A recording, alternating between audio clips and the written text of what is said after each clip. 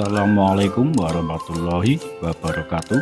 Kembali lagi bersama saya di channel Belajar Bareng CGP Angkatan 7 Kabupaten Wonogiri. Kali ini saya akan memaparkan koneksi antar materi modul 2.1, yaitu pembelajaran berdiferensiasi. Namun sebelumnya perkenalkan dulu, nama saya Aji Sinawung. Saya CGP Angkatan 7 Kabupaten Wonogiri, berasal dari SD Negeri 2 Kerjo Kidul Ngadirojo. Apakah pembelajaran berdiferensiasi?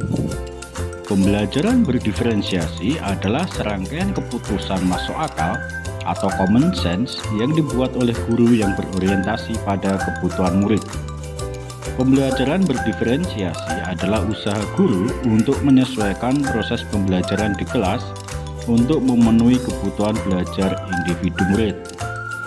Menurut Tomlinson 1999-14, dalam kelas yang mengimplementasikan pembelajaran berdiferensiasi, seorang guru melakukan upaya yang konsisten untuk merespon kebutuhan belajar murid. Langkah-langkah dalam menerapkan pembelajaran berdiferensiasi, yaitu yang pertama, menentukan atau menetapkan capaian pembelajaran atau tujuan pembelajaran. Kemudian yang kedua, menganalisa kebutuhan belajar murid berdasarkan 3 aspek, yaitu yang pertama adalah aspek kesiapan belajar murid, aspek minat murid, kemudian yang terakhir adalah aspek profil belajar murid. Kemudian langkah yang ketiga adalah menganalisa penerapan 3 strategi diferensiasi, yaitu yang pertama adalah diferensiasi konten, yang kedua adalah diferensiasi proses, dan yang terakhir adalah diferensiasi produk. Kemudian langkah yang keempat adalah menyusun modul ajar atau RPP berdiferensiasi. Kemudian langkah selanjutnya adalah melaksanakan atau melakukan pembelajaran berdiferensiasi. Nah, bagaimana pembelajaran berdiferensiasi dapat memenuhi kebutuhan belajar murid dan membantu mencapai hasil belajar yang optimal? Yang pertama, guru dapat menganalisa kebutuhan belajar murid berdasarkan 3 aspek di bawah ini, yaitu yang pertama adalah aspek kesiapan belajar murid, adalah kapasitas murid untuk mempelajari materi, konsep, atau keterampilan baru yang meliputi yaitu mendasar, transformatif, konkret, abstrak, sederhana, kompleks, terstruktur, terbuka, tergantung, mandiri, dan yang terakhir adalah lambat, cepat. Kemudian aspek yang kedua adalah minat murid, meliputi yaitu membantu murid menyadari bahwa ada kecocokan antara sekolah dan kecintaan mereka sendiri untuk belajar. Kemudian yang kedua adalah mendemonstrasikan keterhubungan antar semua pembelajaran. Kemudian yang ketiga adalah menggunakan ide yang dikenali murid sebagai jembatan untuk mempelajari ide tersebut. Kemudian meningkatkan motivasi belajar murid. Kemudian aspek yang ketiga adalah profil belajar murid yang meliputi yaitu lingkungan belajar, yaitu terdiri dari suhu ruang, kemudian cahaya, dan tingkat kebisingan. Kemudian yang kedua adalah pengaruh budaya, adanya budaya santai, terstruktur, pendiam, ekspresif, personal, dan impersonal. Kemudian gaya belajar, yaitu ada auditory, visual, dan kinestetik. Kemudian yang keempat adalah kecerdasan majemuk yang meliputi interpersonal, intrapersonal, verbal, linguistik, naturalistik, dan lain-lain. Kemudian yang kedua, guru dapat menerapkan 3 strategi diferensiasi dengan tepat, yaitu yang pertama adalah diferensiasi konten, yaitu guru memvariasikan sumber belajar yang meliputi adanya teks, video, poster atau gambar, rekaman, presentasi PowerPoint, dan lain-lain. Kemudian strategi yang kedua adalah diferensiasi proses, yaitu guru memvariasikan metode pembelajaran, yaitu bisa menggunakan dengan flipped classroom, discovery learning, project based learning, problem based learning, dan lain-lain.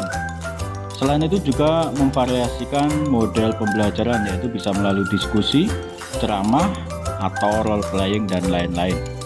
Kemudian strategi yang ketiga adalah diferensiasi produk.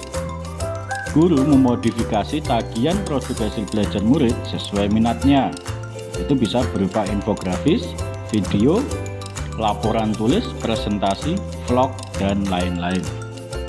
Kemudian keterkaitan materi, yaitu dari modul 1.1 yaitu filosofi pemikiran Ki Hajar Dewantara, modul 1.2 yaitu nilai dan peran guru penggerak, modul 1.3 yaitu visi guru penggerak, modul 1.4 yaitu budaya positif, dan modul 2.1 pembelajaran berdiferensiasi.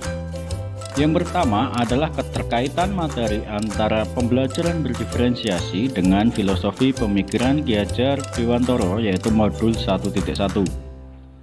Pendidikan menurut Ki Hajar Dewantara adalah menuntun segala kodrat anak untuk tumbuh dan berkembang sesuai dengan kodrat anak dan zaman, agar menjadi manusia seutuhnya yang mencapai keselamatan hidup dan kebahagiaan yang setinggi-tingginya. Setiap murid yang ada di dalam kelas kita merupakan individu yang unik, dan sebagai dasar dari pelaksanaan praktik-praktik pembelajaran yang kita lakukan di kelas dan di sekolah, serta menjadi kerangka acuan saat mengevaluasi praktek-praktek pembelajaran yang telah kita lakukan. Dengan meyakini setiap murid adalah unik, maka sebagai seorang pendidik, tugas kita melayani murid dengan segala keberagaman tersebut, serta menyediakan lingkungan dan pengalaman belajar yang terbaik untuk mereka. Kemudian yang kedua adalah keterkaitan materi antara pembelajaran berdiferensiasi dengan nilai dan peran guru penggerak, yaitu modul 1.2. Bahwa seorang guru penggerak telah memiliki nilai sebagai seorang guru penggerak, yaitu antara lain berpihak pada murid, mandiri, reflektif, kolaboratif, dan inovatif.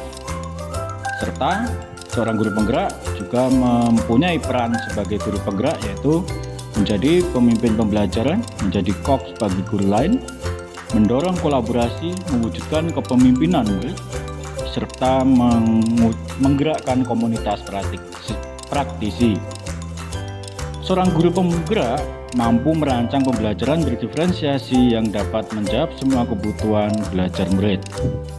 Merancang pembelajaran berdiferensiasi haruslah berakar pada pemenuhan kebutuhan belajar murid dan cara guru merespon kebutuhan belajar tersebut.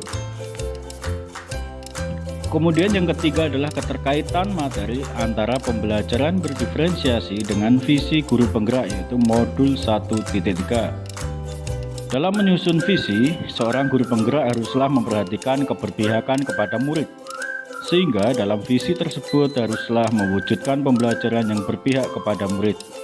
Keberpihakan kepada murid tersebut secara otomatis menjawab kebutuhan belajar murid yang berbeda-beda, sehingga seorang guru harus mampu melaksanakan pembelajaran dengan menyesuaikan kebutuhan murid yang beragam tersebut, yaitu dengan melaksanakan pembelajaran berdiferensiasi. Kemudian yang keempat adalah keterkaitan materi antara pembelajaran berdiferensiasi dengan budaya positif, yaitu modul 1.4. Dalam penerapan pembelajaran berdiferensiasi di sekolah dan di kelas, membantu terwujudnya budaya positif dengan posisi kontrol guru sebagai manajerial atau seorang manajer. Murid akan menjadi lebih merasa dihargai dan memiliki keterkaitan antara dirinya dengan gurunya serta dengan teman-temannya, sehingga murid merasa dirinya menjadi bagian dari sekolah dan kelasnya. Sekian pemaparan koneksi antar materi dari saya. Kurang lebihnya saya mohon maaf. Akhir kata, wassalamualaikum warahmatullahi wabarakatuh. Salam guru hebat, salam guru penggerak. Guru bergerak Indonesia maju.